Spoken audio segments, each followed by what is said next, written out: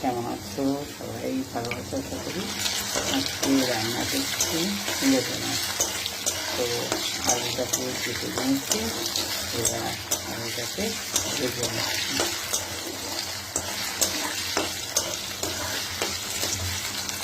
আলুটাকে ভেজে নেবো।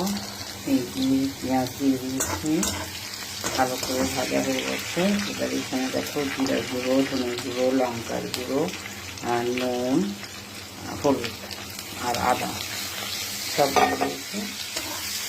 দিয়ে এবার ভালোভাবে কষাবো। লোটে মাছের তরকারি রান্না হচ্ছে।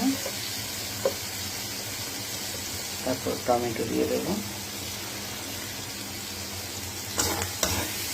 ভালো করে মশলাটাকে আগে একটু কষিয়ে নেব। এবার লোটে মাছটা দিয়ে দিলাম, জল ঝারিয়ে রেখেছিলাম, দিয়ে